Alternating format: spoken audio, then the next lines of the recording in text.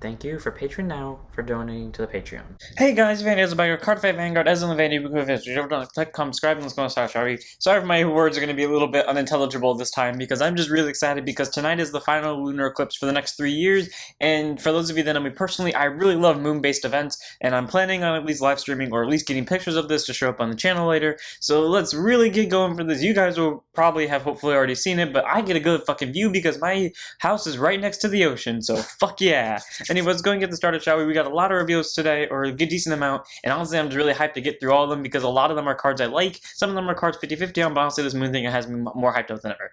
First up we have our Kyoto representative for today, and that is Marmore Ehle, grade 1 boost, 5k shield, 8k base. What a beautiful rainbow in the background. Reminds me of all those rainbows I keep seeing a few weeks ago. Honor is placed on rear guard if your soul has a grade 3 card in it, put a grade 3 from your hand to soul, draw a card, choosing is +5 for the turn.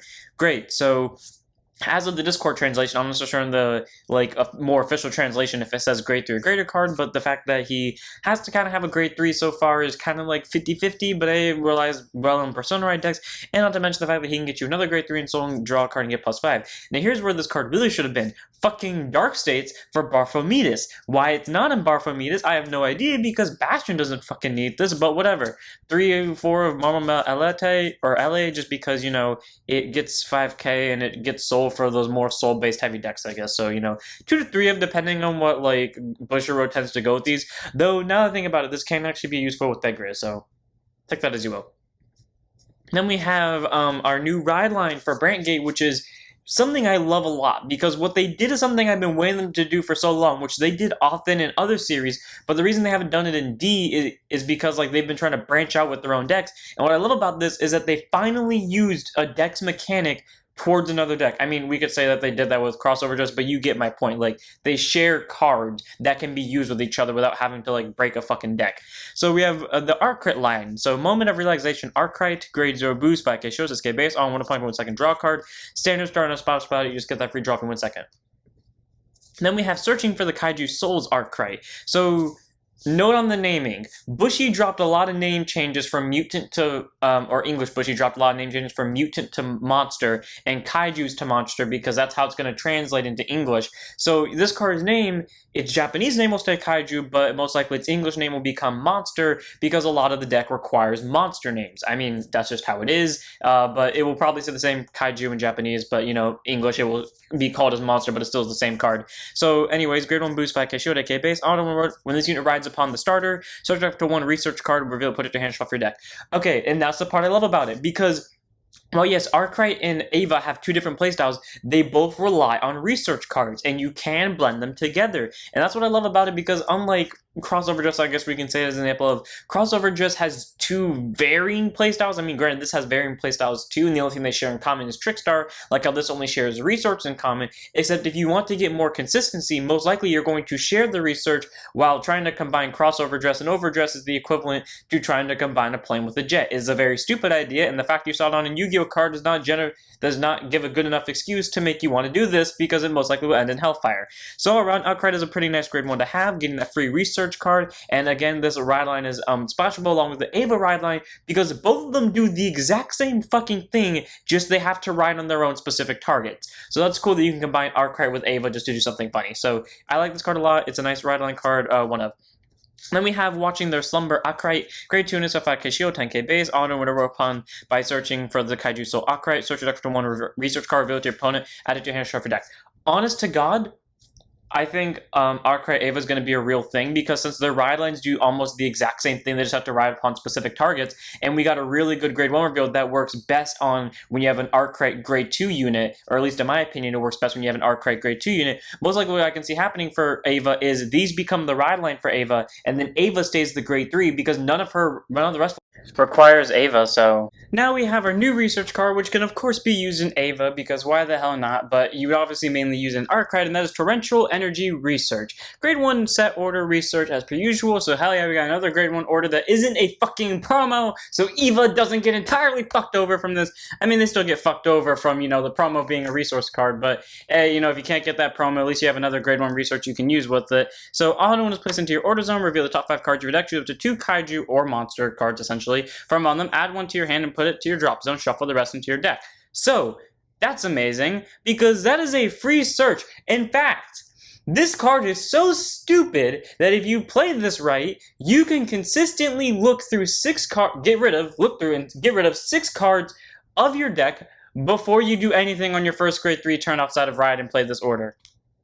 The stupidity of this is dumb, because you can search through so much of your deck, get rid of so much of them, add stuff to drop, add stuff to hand, and for the record, one of the cards that has become a monster now instead of being a mutant is the PG from the Brancate Trial deck. While yes, that PG doesn't have the normal, if your hand is 2 or less PG skill, it is still a PG, meaning you can search it with this and get a free PG to hand. The stupidity of this deck is endless. And then act Order Zone, rest it, choose a Kaiju or monster from your drop zone, put it to Order Zone. So great, cool. And the whole point of the deck's main gimmick is to put Kaijus into your Order Zone, so by being able just to do that for free is amazing, not to mention it's not a once per turn, meaning 1, if you manage to find a way to stand it, great, you can just keep doing it, but 2, if you have multiple of them, you can just keep resting them, add stuff to Order Zone.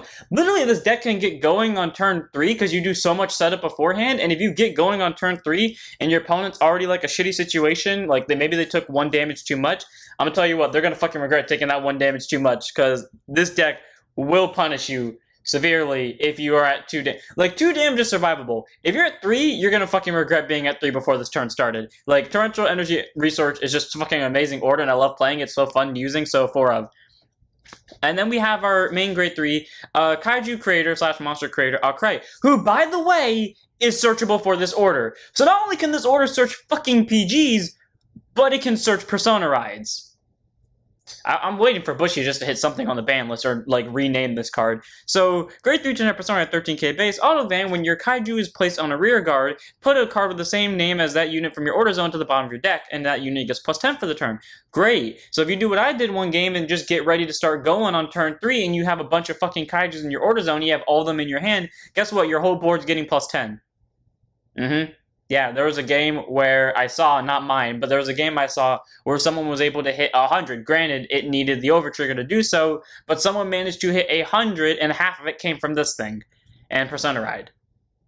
So, that's fun. And then Auto Vanguard, when this unit attacks, if there's a research in your Order Zone by counterbossing one, you perform all the following. If there are 3 or more, and you do it like descending order, so technically this will always go off, but you have to do this one first if you can. So if you have 3 or more research order cards in your Order Zone, choose one of your rear guards with Kaiju in its card name, put it to Order Zone. So sadly, that's a mandatory put, but or not a mandatory put, because you just can choose up to 1, but most likely you're going to put 1 in there, so you can get plus 10 for it later, and then look at top 7. Choose to 1 unit card with Kaiju in its card name from one of them called to rear guard and deck. So worst case scenario, you're calling up Persona Ride. Best case scenario, you're calling the next card we're going to go over, or literally any other fucking Kaiju, because they're beast upon hell. I think this ability is pretty good. I like the fact that it can get plus 10, and not to mention get multi-attack on so many different skills, and it can literally get going the second you hit grade 3, because the chance of you not having 3 orders in hand is kind of stupid, considering the ride line already gives you a free 2, and you just need to get any other order. It can be this, it can be the fucking Ava orders, it really doesn't matter. So, cool, Goukaterra, I like it. 3 of in the main deck, 1 of in the ride deck. And then we have our, in my opinion, the best Kaiju, and that is Volcanic Kaiju Goukaterra. Grade 3 Genetic Persona at 13k base. I love the fact that his background's kind of like a reverse hurricane. So Auto is placed on rear guard, counterboss 1, choose opponent's rear guard with a grade less than or equal to the number of research cards in your Order Zone, kill it. The fun of doing that, because it can kill anything on the board, and it just does it up to the number of grades equal to your research orders. Meaning, if you have 5 of them, it kill grade 5 or less, so that's great. And then auto rear, when this unit attacks, if you have 3 or more research cards in your Order Zone, gets plus 5. Like I said, the chance of you not having 3 is within 1 in 1,000. Like, genuinely, not even joking, I run 7 orders. Half the time, I don't need to. I draw the orders consistently enough. Frankly, I'd be willing to take that chance of only running this, because quite literally, I draw like enough of them to the point where it'd be fine, but I like having that guaranteed set off. So yeah, Goukaterra is nice, easy 18k, and literally the best rear guard kill I've ever seen. It's just nice, and you can combine with the Ava order, which I think a lot of people like doing, so do I, just to kill 2 rear guards in 1 turn. Either way, Goukaterra is amazing, and you'd be crazy not to run this at least a 3 of, but at most of the time, or at least for me, a 4 of with Arcite. Then we have Radio Kaiju Weivilos, who makes the Eva thing I was talking about earlier really nice, because it's a good card for both Eva and Arcite, and I like the fact that they're giving us support cards that can obviously work for 2 different grade 3s and not just be a coincidence. So a grade 1 boost by Kaiju at K base, Auto was placed on rear if your Vanguard is either an Arcite or a Glitter with Ava in its card name, Soul Blast 2 to draw 1 card. So, oh yeah, I thought it had to be, you know, your grade 3 Ava, but unless the grade 2 and grade 1 don't have glitter. But either way, pretty nice that it can work with, you know, the Arcite units, and not to mention the fact it can get you that free draw, which is all around amazing, and, you know, setting up the drop zone for, I don't know, monsters, because yes, Kaiju / monsters, you can also fetch this with the order, is fucking amazing. And then continues rear guard during your turn. If you have 3 or more research cards in your order zone, he gets +5. Yeah, so that ability kind of tends not to go off the turn it's summoned, because I tend to play this thing in grade 2 turn when I have exactly 2 soul. But either way, it's amazing. I love Weivilos a lot. You can use it in Ava if you want to, though I feel like Ava would be a little bit more restrictive on the soul. However, using this in this deck is just stupid funny, and I like it, so 4 of Weivilos. Then we have Staticrack Dragon, grade 1 boost, 5k shield, 8k base, auto rear. When your other unit is placed on a rear guard, same column as it, he gets +5 for the turn. So I can see someone doing like a last-ditch effort with this in crossover dressing or overdress regular, where you just literally fucking play every considerable overdress on top of it. Like, you set up Trickstar, then you play fucking Verena, the OG, then you play, like, you know, 2 Valiantes, and you play 2 Esper, like, what was it called, Expecta, and then you do whatever fucking else overdress they make in the later future. I can just see that stupidity happening and this thing reaching some incredible bullshit numbers. But for now, it's a nice grade 1 to have. Works really well for last-ditch effort plays, I guess, and it's just a fun free 13k. So, you know, 3 of, and as I wait for someone to make this thing like their main focus of their deck and beat the shit out of people with it. Then we have Full-Blown Dragon, grade 3 10%, 13k base, auto rear at the end of the turn. If your Vanguard is a glitter, put it to soul, call it to 2 plant token rear guards. Okay. Best part about this is you can use it with like any glitter. The downside is their only glitter in Stoicheia is fucking Roroa. My issue with this is I've heard people say Roroa needs soul. I have not had that problem with Roroa, and I've put in the new soul blaster, and I literally got rid of my only soul charger to do it. So the fact that I'm not running into a soul problem makes me question, what the hell are y'all doing to run into soul problems when I'm not running into soul problems? It's just all around a really good card, but like my issue with it is I'm never in that soul problem, and not to mention the fact, like, half the time my board is full to where if I did do this, I'd have to call over something. We all know I hate doing that. So while I can see it being, like, I do see it being valuable because it gives soul, and it gives you more defensive options with the plant tokens at the end of the turn, so you can stack those for Roroa skill. Me personally, this is just the worst card they could have given us. Like, because I genuinely do not need this, and this would somehow cause more of a detriment than a plus. Like, for all sense of purposes, run this if you really need the soul, but I know for me personally, this card is absolutely nothing for me. So for me, it's a 0. For you guys, probably a 2 over 3 of. Then we have Tornado Kaiju Cyclogarde, grade 2 5k shield, 10k base. This cool-ass looking motherfucker, who deserved to be a double rare, is an auto when he's placed on rear guard. Choose a Kaiju unit card from your drop zone. You may put it to your order zone. So great, you don't have to put something in your order zone, but if you wanted to, you could. And then use guard circle if you two more research cards in your order zone. He gets +5k shield. This is the only card in the deck that can somehow go off without, you know, being at 3 or more orders, and yet somehow this thing is the most best because it has, you know, 10k shield. Here's my issue. The reason I keep getting so many orders is because I'm comboing with Tecton, and I'm now having to get rid of someone, and my only logical target is Tecton. We see where I'm going with this, right? Like, he was useful while he lasted. I did say he'd be the first person I would cut at the end of the day with this deck. Sorry, Tecton, I tried, dude. I tried, I really did, but she like said fuck you immediately. You got 1 game on the channel, so that's good enough for you. 3 of the 4 of it is just a fucking good card. I don't know why Bushy's releasing later in the day now, but whatever, because we finally have Chronodragon Nextage. The fucky card all of us have been waiting months for is finally been revealed, and this motherfucker is actually really good. So he's a grade 4 with triple drive, 15k base, cannot be written from your main deck, you know, you have to put him from stride deck, and his specific cost is discard a grade 3 card with Chronojet from your hand. So it works with any Chronojet, but the fact that you specifically have to discard a Chronojet means you can't just drop any other grade 3 or a grade 4 with Chronojet in its name, meaning you specifically have to drop a grade 3 Chronojet. On the bright side, now we know why Steam Breath searched the drop zone. So yeah, that's pretty good, though it's not amazing that it has to be that specific target though. But his skill is better than his original skill, even though it's mostly the same, and that is Auto Van GB2.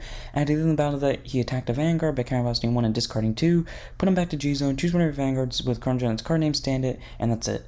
So my notes on this.